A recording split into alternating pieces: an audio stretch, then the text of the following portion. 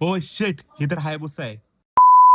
आज पुन्हा एकदा आम्ही ऑफिसचं काम करायला मुंबईला चाललेलो. काम होईल का काय भलतंच होईल, जाणण्यासाठी पूर्ण ब्लॉग बघा. खूप मजा आणि मस्ती आहे. तर मित्रांनो, आम्ही पुन्हा एकदा चाललेलो आहे मुंबईच्या दिशेने. सर, कसं वाटत आहे तुम्हाला? आज काम 3 वाजले. किती वाजेपर्यंत बोलले तो 5-6 पर्यंत चालू असतं. 6 पर्यंत ना? हा आपण 4:30च्या अगोदर 4:15च्या अगोदरच पोहोचू. ठीक आहे, ते जाऊ द्या. तुम्हाला आज कसं वाटत आहे? पुन्हा एकदा चाललेलो आहे आपण कामासाठी. बरे बरे. ठीक आहे, पुन्हा एकदा चाललेलं, बघूया आज काम होत आहे का नाही होत. आणि आम्ही पोहोचलो अटल सेतूवरती. वातावरण बघायला छान झालेलं, एकदम पावसाचं वातावरण झालेलं आणि व्ह्यू पण खूप मस्त दिसत होता. मित्रांनो, आम्ही पुन्हा एकदा माघारी चाललेलो आहे घरी. आम्हाला बोलले की रिटर्न या. सर, हे आपल्याला एकदा पाठवतात, एकदा माघारी बोलवतात. काय बोलायचं यांना? लोकांना काय बोलायचं? तुम्हीच तुमच्या भाषेमध्ये जरा सांगा मला. काय बोलू नाही शकत आपण सध्या, कारण का आपण दुसऱ्याच्या कमिटमेंटवर चाललोय. बरोबर, आपण बरोबर. आपले स्वतः आपले विचार नाहीत, बरोबर. विचार नाही दुसऱ्याचे.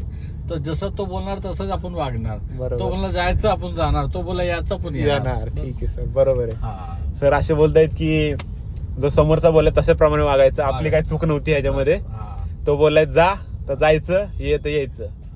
काय खूप सारे गाडो उमरत असतात ज्यांना अक्कल नसते, हा, बरोबर. तरी ते Right. दुसऱ्याला ज्ञान देतात. हम्म. तसंच काहीतरी मग कुठेतरी- सर, आपण जे त्यांना ज्ञान दिलेलं सकाळीच की जाऊन काही फायदा होणार नाही, हा. ते काय बोलले की तू जा, मी सांगतोय ते ऐक. हा. तर त्यांचं आम्ही ऐकलेलं आहे आणि आम्ही गेलो आणि आपण अटल सेतूवरून परत युटर्न मारून चाललेलो आहे. वाव. ऍक्च्युली काय असतं त्याच्यामध्ये, गाडो असतं ना, त्याच्या पुढे पण नाही उभं राहू शकतात, पाठीमागे पण नाही राहू शकतात. हा लय मोठा त्रास आहे, कारण पाठीमागे लात मारतो आणि पुढे डोकं मारतो. हा. राईट. तर तुम्हाला पण सरांच्या ज्ञानवाल्या टिप्पणी ऐकून कसं वाटलं ते मला कमेंट सेक्शन मध्ये सांगा. तर पुन्हा एकदा आम्ही अटल सेतूचा व्ह्यू एन्जॉय करत ऑफिसच्या दिशेने निघालो, कारण की काम तर काय झालं नाही आणि ते काय होणार पण नव्हतं, तरी पण आम्हाला पाठवलेलं. तर त्यानंतर मी विमानतळावर विमान शोधत होतो, पण मला काही विमान दिसत नव्हतं. मला सगळीकडे रोडच दिसत होता आणि सर बोलत होते की विमानाचा व्हिडिओ काढतोयस का रोडचा व्हिडिओ काढतोयस, ते मला काय समजत नव्हतं. काय बोलू त्यांना, पण मी विमानात दिसना. तर त्यानंतर कारमधनं उतरलो आणि मला डॉगेश बाय दिसला आणि मी ऑफिसकडे चाललेलो.